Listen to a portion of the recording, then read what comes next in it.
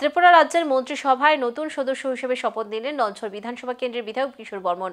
রাজ্যের রাজনৈতিক মহলে আলোচনার বাইরে থাকা এই নাম আচমকাই উঠে আসায় বিস্মিত অনেকে। বিগত কয়েকদিন ধরেই রাজ্যে মন্ত্রিসভার সম্প্রসারণ নিয়ে নানা মহলে চর্চা চলছিল, তবে সেই আলোচনার পরিধির বাইরে থেকেই এবার মন্ত্রিত্ব পেলেন কিশোর বর্মন।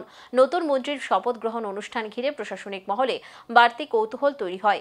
এই প্রসঙ্গে প্রতিক্রিয়া জানাতে গিয়ে মুখ্যমন্ত্রী প্রফেসর ডক্টর মানিক সাহা বলেন যে বাক্যপাঠের মাধ্যমে কিশোর বর্মন শপথ নিয়েছেন, সেই দায়িত্ববোধ বজায় রেখেই তিনি রাজ্যের উন্নয়নের ধারাকে এগিয়ে নিয়ে যাবেন। আমি নিশ্চিত। এদিন মুখ্যমন্ত্রী আরও জানান, বর্তমানে মন্ত্রিসভায় একটি আসন ফাঁকা রয়েছে, তবে সময় মতো সেটিও পূরণ সম্ভব হবে না। সভাপতি নির্বাচন সংক্রান্ত প্রশ্ন এড়িয়ে মুখ্যমন্ত্রী সংক্ষেপে জানান, সময় হলে সবই হয়ে যাবে।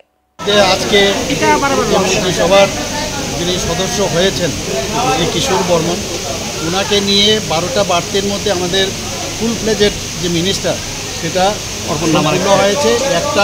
একটা বার্তে আমাদের এমওএস আছে।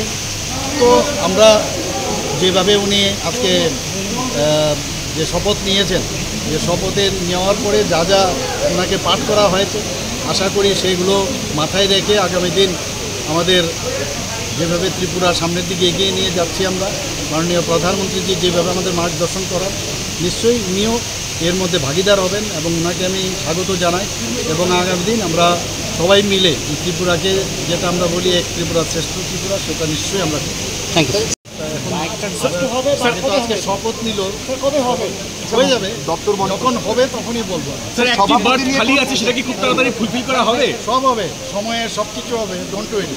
আর সভাপতি নিয়ে কিছু বলবেন, মানে দলের সভাপতি কোন, মানে এখন কি পর্যায়ে আছে? সময়ে কথা হবে, সময়ে সব, মানে টাইম উইল স্পিক ইটসেলফ। না, অন্য রাজ্যে সভাপতি ঘোষণা হয়ে গেছে, ত্রিপুরায় এখনো ঘোষণা হচ্ছে না, এরকম কোনো বিষয় না। এক এক জায়গায় এক এক রকম অবস্থা থাকে, এক এক